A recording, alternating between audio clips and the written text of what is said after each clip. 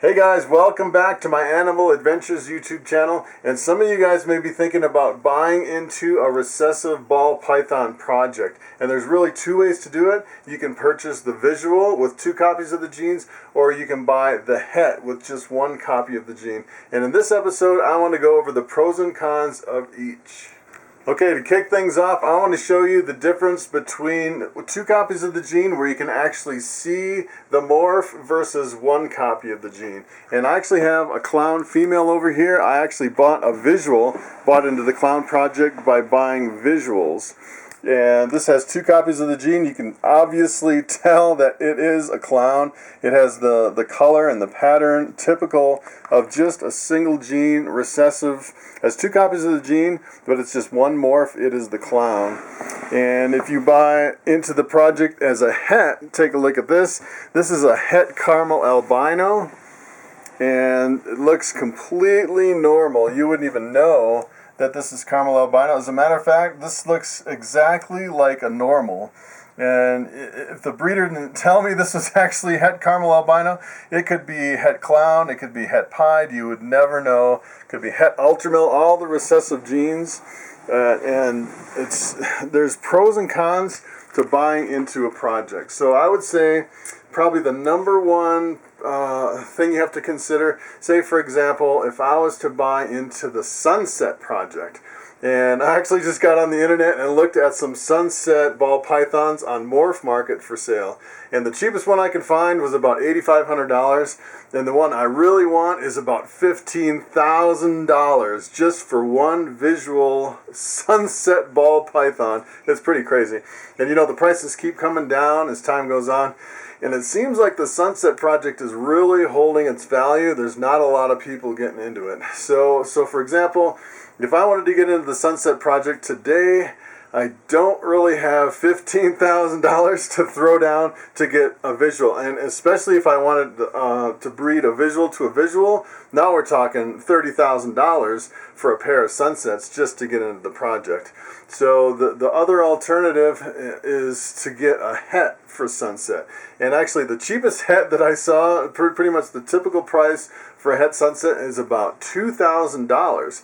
So for $4,000, I could get 2 hets and I could start cranking out Sunsets. Of course, the whole clutch wouldn't be all Sunsets. I get some Sunsets and some hets, some possible hets from that mix.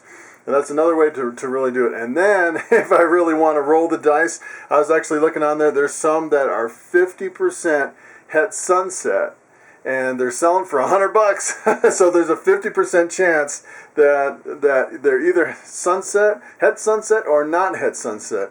So really, if I really wanted to get into the project for really cheap, I could pick up about 10 snakes for $100 a piece. For $1,000, I could get 10 snakes that were possible 50% het Sunset, and then half the snakes, assuming half of them are het Sunset, then I would actually get some. That'd be the cheapest way to go. So when you're thinking about buying the visual versus the het, I think the biggest driving factor behind deciding which to get, either the visual or not, is the price. Okay, and so we have the price is probably the biggest driving factor, I'd say, behind determining whether you get the visual or just the het, the non-visual recessive. And I would highly recommend, say for example, if you're getting into clowns or pieds and it's just a few $100 more, I would definitely get the visual versus the het, because keep in mind, if you breed the visual to a visual, you'll actually get a whole clutch of visuals,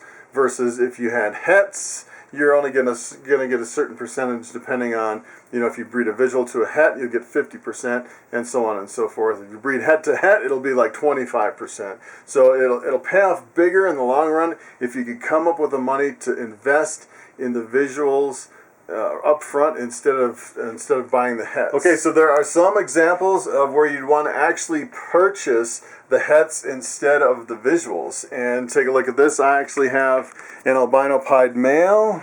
This is a double recessive, albino and pied. They're both recessive, and I'm breeding it with my clown female. which is another recessive. So all the babies from this clown female will look normal, and they will be triple het. And if you breed the triple het to the triple het, you'll get a whole rainbow of different snakes popping out. You'll get albinos and pieds and clowns, albino pieds, albino clowns, albino pied clowns. And I think just the excitement of the triple het to the triple het, just to see the clutch after clutch. As a matter of fact, it would be so awesome just to cut it open. It's almost like Easter eggs. I can almost fill a whole rack with those triple hets and just, be surprised at every clutch and coming out.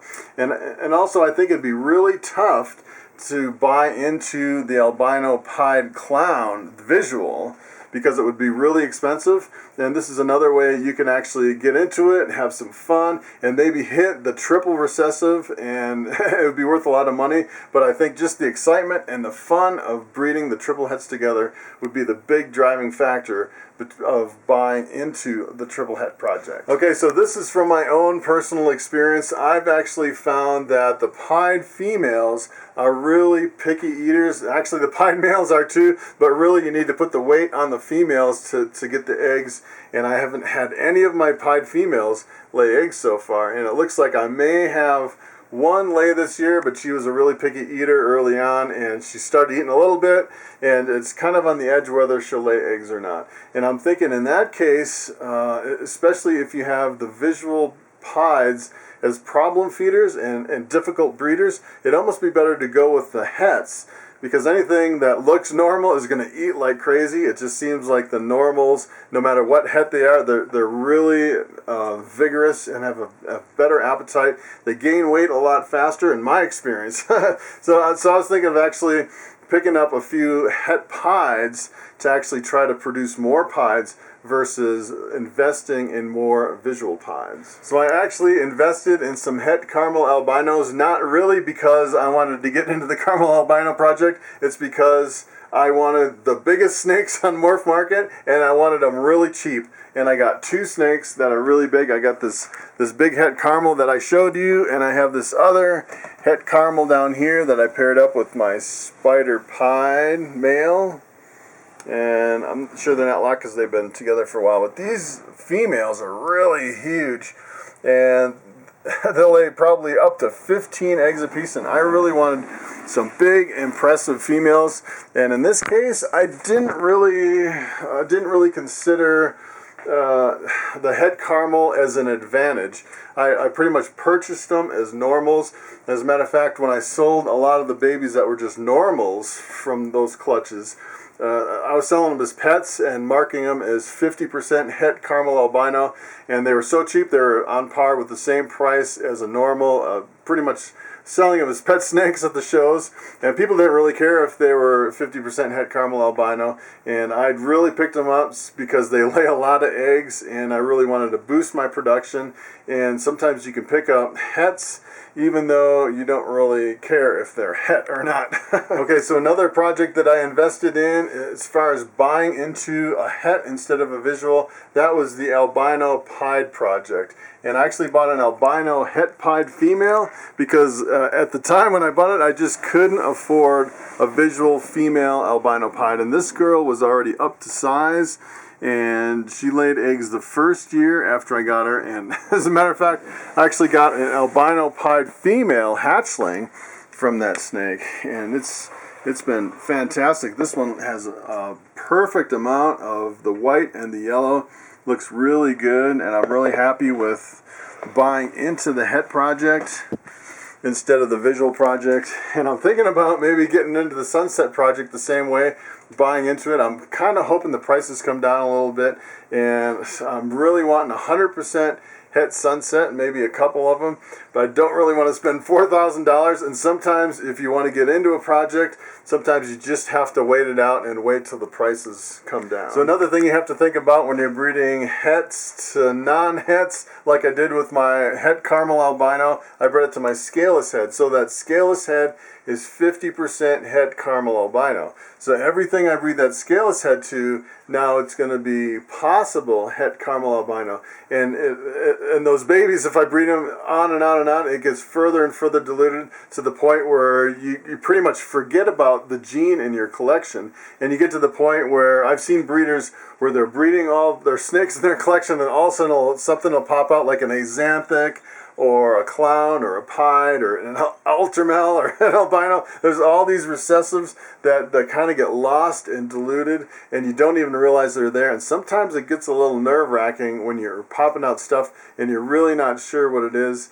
And that's another thing you really have to think about when you're getting into the hets and diluting the genes further on down the lineage. So there you have it. That wraps up my discussion of buying into a project by buying the visuals versus the hets. There's a lot of factors to consider, and I think one of the big things is price. That's pretty much the driving factor behind most of the decisions. For example, if I want to get into the Sunset project, I just can't come up with that $30,000 to really invest in the project. I have to buy the hets, or I just have to wait it out.